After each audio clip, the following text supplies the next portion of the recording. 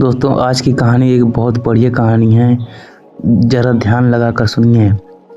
यह कहानी एक गरीब किसान की लड़की की है जो अलग अलग गांव के लोगों को दूध पहुंचाने का काम करती थी। उन्हीं लोगों में एक पुरोहित के घर भी दूध पहुंचाती थी। उस पुरोहित के घर जाने के लिए उस ग्वालिन को एक तेज धारा में बहने वाली नदी को पार करके जाना पड़ता था।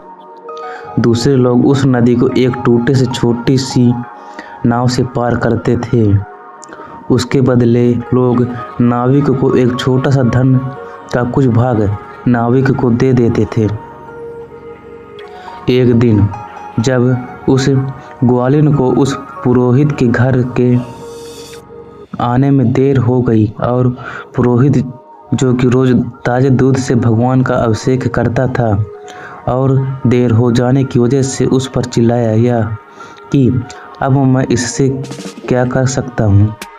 उस ग्वालिन ने कहा कि रोज की तरह आज भी मैं सुबह ही घर से निकली थी, लेकिन एक ही नाविक उस नदी में नाव चलाता है और उसी नाविक के वापस आने के इंतजार करने की वजह से देर हो गई।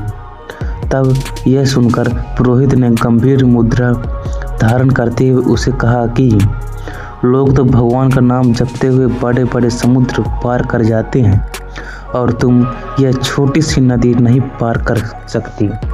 उस ग्वालिन ने पुरोहित की इस बात को बड़ी ही गंभीरता से लिया और रोज उस दिन के बाद उससे पुरोहित को सुबह ठीक समय पर दूध पहुंचाने लगी।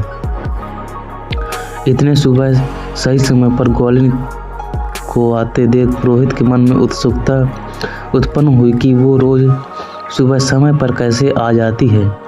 तो एक दिन वो पुरोहित अपने आप को रोक नहीं पाया और उस ग्वालिन के आते ही पूछा कि अब तो तुम काफ़ी देर नहीं करती, लगता है नदी में और भी नाविक आ गए हैं।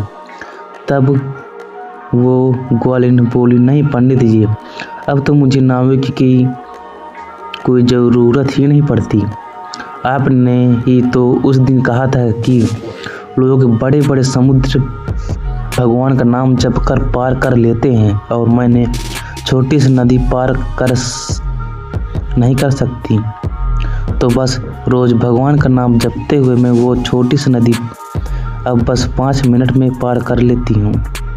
लेकिन उस पुरोहित को उस ग्वालिन की बातों पर विश्वास नहीं हुआ।